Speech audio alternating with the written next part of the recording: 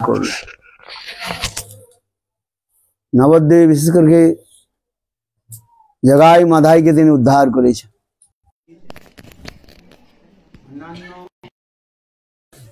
তিনি অসুরকে অস্ত্রের দ্বারা নিধন করেছেন, তাই না? রাম আদি অবতারে ক্রোধে নানা অস্ত্র ধারে, এবে অস্ত্র না ধরিল প্রাণে কারো না মারিল, হরিনাম দিয়া করিল উদ্ধার। অন্যান্য অবতারে তিনি অসুরকে হত্যা করেছেন অস্ত্রের দ্বারা। যেমন রাবণকে, রাম অবতারে তিনি রাবণকে হত্যা করেন কিসের দ্বারা? তীর ধনুষ, অস্ত্রের দ্বারা। কৃষ্ণ অবতারেও তিনি অসুরদেরও নিধন করেছেন। ব্রজের বাইরে যত অসুরকে তিনি মেরেছেন সব অস্ত্রের দ্বারা।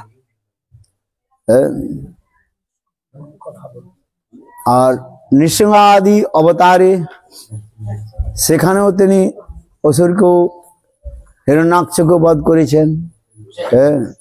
সেখানে নখের দ্বারা তিনি তার হিরণ্যকশিপুর বক্ষস্থলকে বিদীর্ণ করেছেন। করেন নাই? এই জন্য বলছেন রাম আদি অবতারে ক্রোধে নানা অস্ত্র ধরে, এবে অস্ত্র না ধরিল প্রাণে কারো না মারিল, হরিনাম দিয়া করিল উদ্ধার। কিন্তু এই গৌর অবতারে তিনি কোনো অস্ত্র ধারণ করেন না, আর কোনো কাউকে তিনিও প্রাণে হত্যাও করেন নাই। কেবল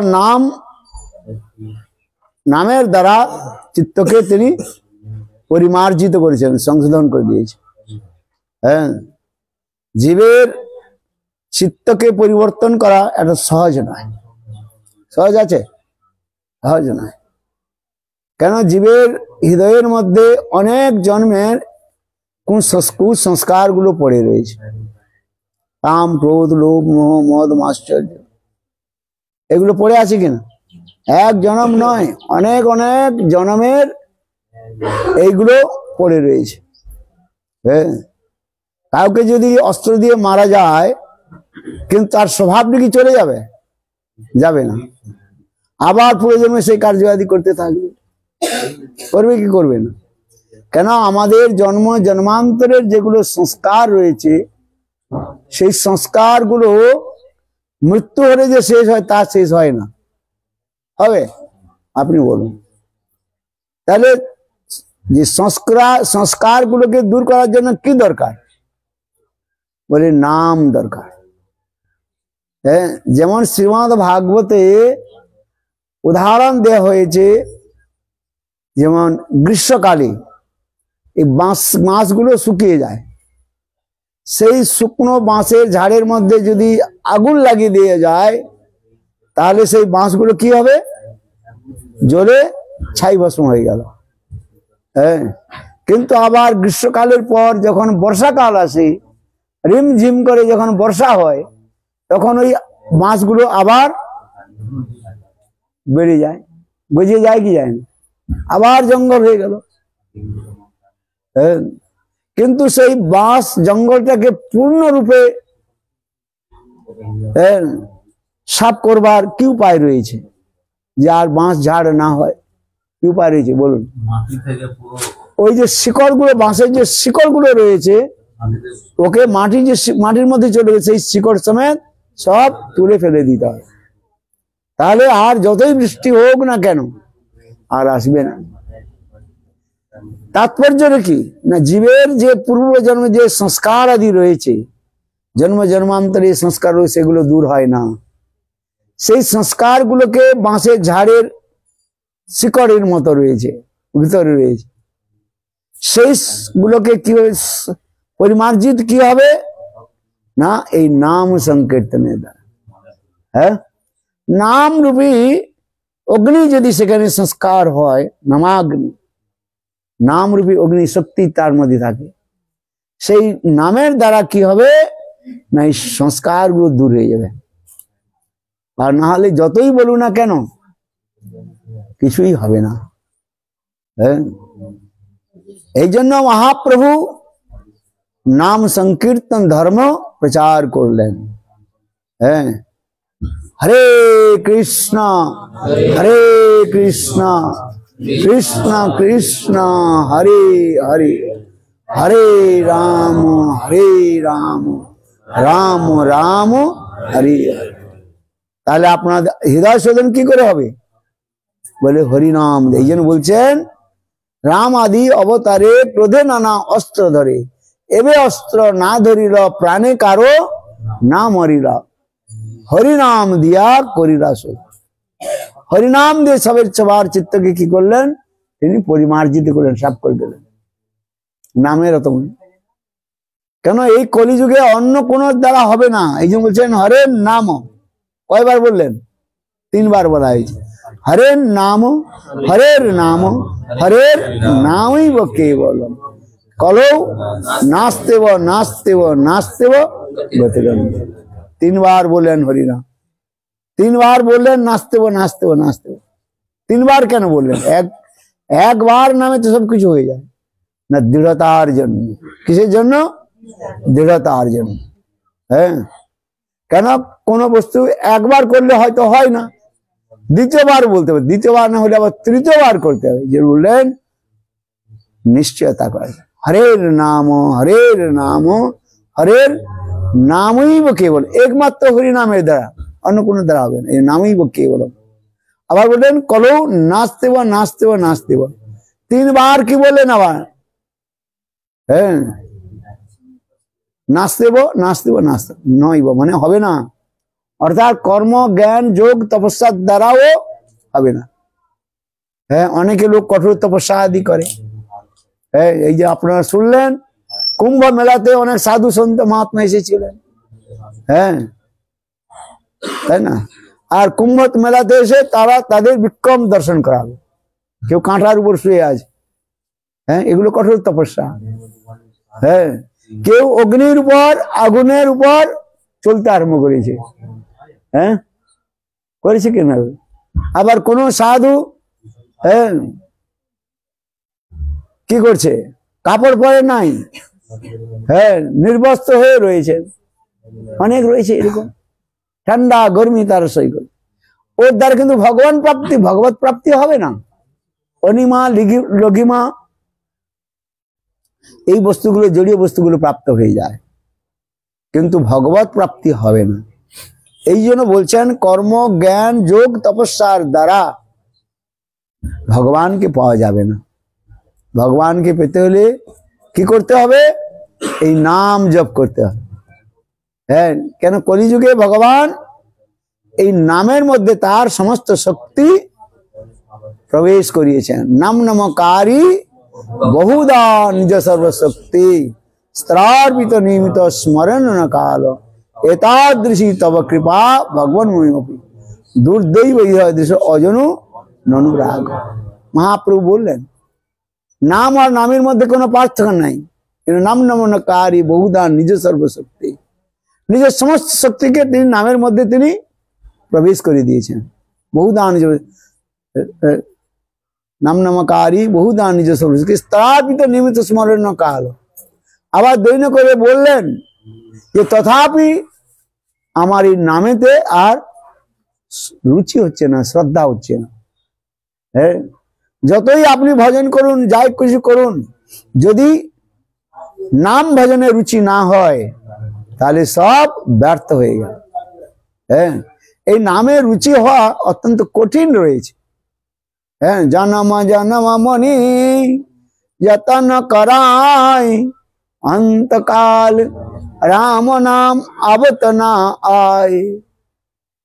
তুলসীদাস রামচরিত মানসে জনম জন্ম মুনি, এক নয়, অনেক অনেক জনম মুনিগণ তারা কঠোর তপস্যার নাম করছেন, কিন্তু মৃত্যুর সময় নাম উৎপন্ন হবে না।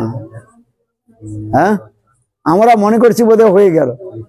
এখনই যদি নামে রুচি না হয়, মৃত্যুর সময় কি করে হবে? হ্যাঁ, নামে রুচি জীবে দয়া সর্বধর্ম সার। হ্যাঁ, নামে তো আমাদের রুচি উৎপন্ন হবে। রুচি বুঝেন তো? রুচিটা কি? যেমন বলছে না, আমার এখন খেতে রুচি নাই। জ্বর হয়ে গেলে খেতে রুচি থাকে? হ্যাঁ হ্যাঁ, প্রবল জ্বরে যেমন বলা হয়েছে, প্রবল জ্বর হলে পর 100 কত ডিগ্রি জ্বর হয়ে যায়? 2-3 ডিগ্রি। কি ডাক্তার বাবু, কত পর্যন্ত জ্বর হয়ে যায়? 4 পর্যন্ত হলে মরে যাবে। 2-3 পর্যন্ত হলে তাতেই হ্যাঁ হ্যাঁ চলে। হ্যাঁ সেই হ্যাঁ জ্বর জ্বর হয়ে গেলে কি হবে?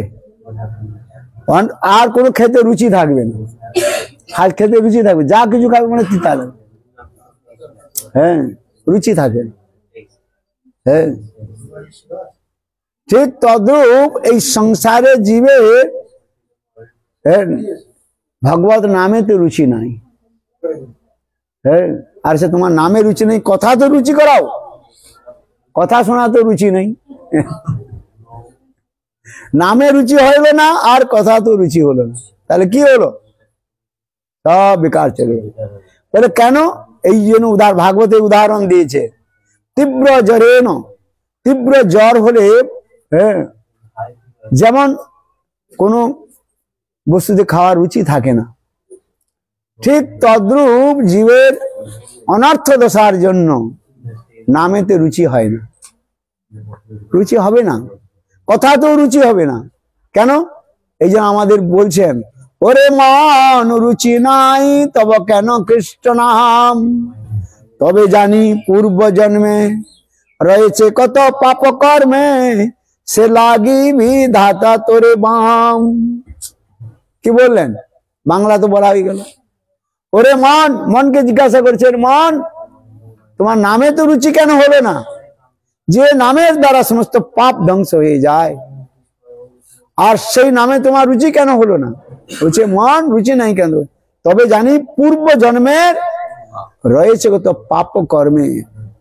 এক জন্ম নাই, অনেক অনেক জন্মের পাপ বৃত্তিগুলো রয়েছে, সেই জন্য নামেতে রুচি হবে না।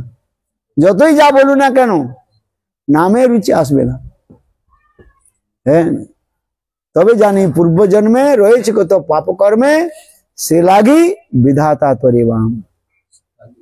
কিন্তু এখন উপায় কি হবে? নামে তো রুচি নাই, কথাতে রুচি নাই, তাহলে কি করবে বলুন? হ্যাঁ বলে যেমন কারোর পিলা রোগ হয়ে গেলে, পিলা রোগ বুঝেন তো, যাদের ওই জন্ডিস হয়ে যায়, জন্ডিস তো ইংলিশ হয়ে গেল, হ্যাঁ পাণ্ডু রোগ, পিত্ত রোগ। হ্যাঁ তাকে যদি মিশ্রি দেওয়া যায়, সীতাফল মিশ্রি দিলে সেখানে মিশ্রিটা কি লাগে? তিতো লাগে।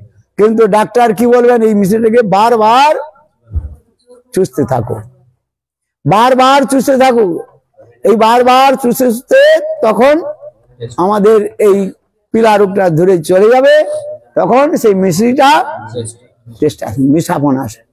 আর কোনো উপায় নেই।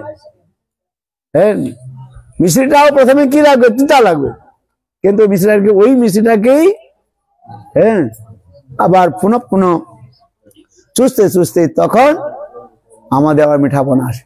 এই জন্য হরিনাম ভালো লাগবে না, কথাও শুনতে ভালো লাগবে না, কিন্তু শাস্ত্রে বলছে ওই হরিনাম হরিকথাকেই আশ্রয় করতে হবে। তাই মহাপ্রভু বললেন, এই জন্য চেত দর্পণ মার্জনম ভব মহাদাবাগ্নির্বাপনম শ্রেয় কৈর্ব চন্দ্রিকা বিতরণম বিদ্যাবধূ জীবনম আনন্দম বুদ্ধি বর্ধনম প্রতিপদং পূর্ণামৃত সাধনম সর্বাত্মশ্রপণম পরম বিজয়তে শ্রীকৃষ্ণ সংকীর্তনম। চিত কথাটা শেষ করছি। এই যে আমাদের হৃদয়টা, এই চিত্তরূপী দর্পণ, এটা কি হলো? দর্পণ, চিত্তরূপী দর্পণ। হ্যাঁ আপনারা তিলক লাগার সময় কি করেন? দর্পণ আয়না ব্যবহার করেন কিনা? আয়নাটা কি দেখা যায়? নিজের মুখ দেখা, প্রতিচ্ছবি দেখা যায়, কিন্তু আয়নার মধ্যে যদি ধুল জমে থাকে দেখা যাবে না। তারপরে যে চিত্ত দর্পণ মার্জনম, মার্জনম মানে সাফ করতে হবে কিন্তু এই জন্য আমি এইভাবে দেখাই চেতো দর্পণ মার্জনম ভব মহাদাভগ নির্বাপনম শ্রেয় কৈরব চন্দ্রিকা বিতরণম বিদ্যা বুধু জীবনম आनंदम बुद्धि वर्धनम प्रतिपदम प्रतिपदम पूर्णामितम और सर्वात्मा स्नापनम स्नान परम विजयते श्री कृष्ण संग बोलो हरि नाम की जय जय श्री राम। Next destination. হ্যাঁ আরো এখনো 2টি ঘর বাকি আছে। হ্যাঁ এখন আরো প্রসাদ গ্রহণ করে আরো 2টি ঘরে চরণ ধৌত জল। হ্যাঁ more house program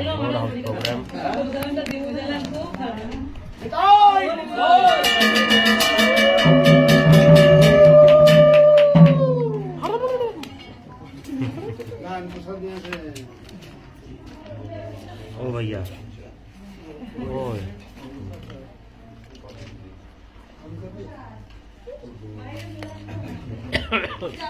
Chaitanya mic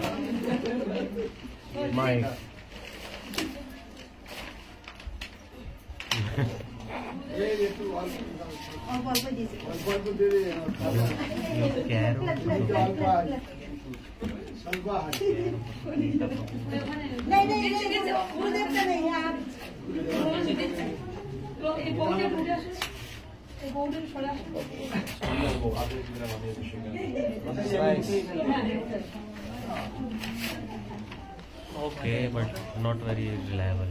Sometimes crash. When phone overheat. You can do multi-stream also, but multi-stream needs so much power and it overheats. Then it's not available. This problem. My phone is also strong. Yes. So we need the latest OnePlus phone. This is 11 would have been which one? Like at that time, I was 20 expensive. OnePlus 13. 14. Maybe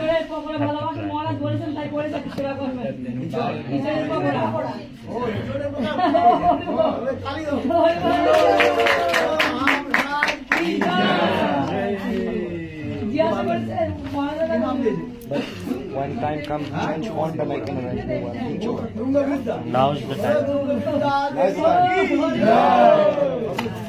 যার বিদ্যা তুঙ্গ মানে শ্রেষ্ঠ, যার বিদ্যা হচ্ছে শ্রেষ্ঠ তুঙ্গি।